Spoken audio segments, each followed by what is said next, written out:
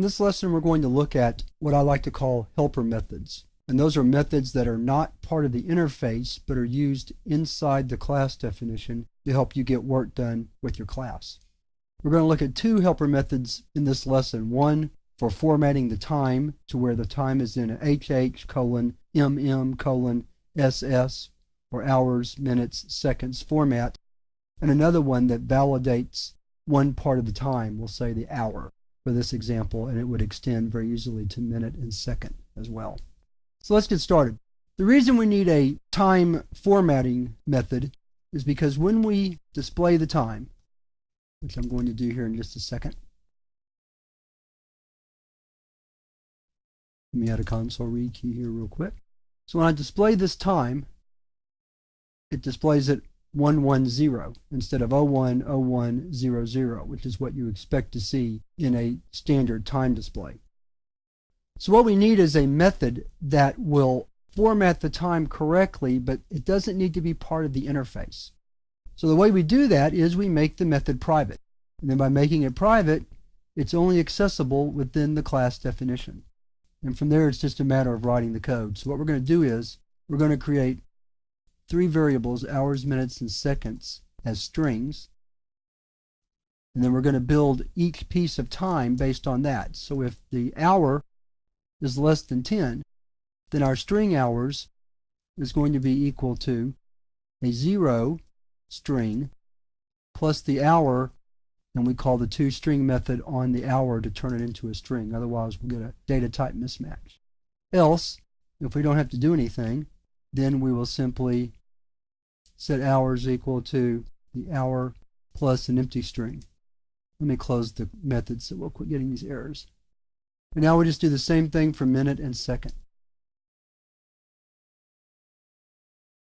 Notice that by combining minute plus an empty string, I turn that into a string. You can do that using the empty string quite easily.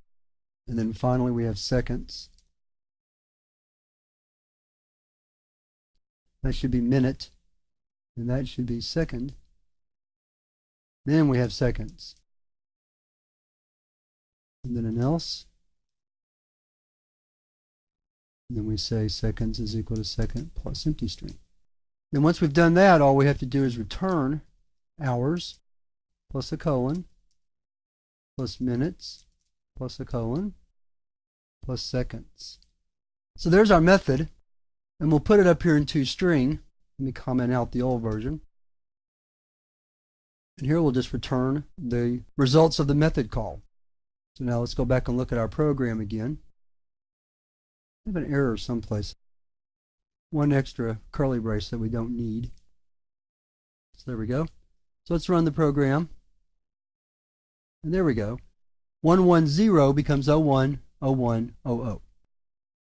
So format time is an example of a helper method that we use in the class definition but is not part of the interface. And again, if I try to call it, when we pull up IntelliSense, you'll notice that format time does not pop up because it's private and not part of the public interface for the class. The second method I want to write, the second helper method I want to write, is a very simple method to validate the hour. It's going to return an integer, and we're going to call it validate hour. Its parameter will be an integer hour value.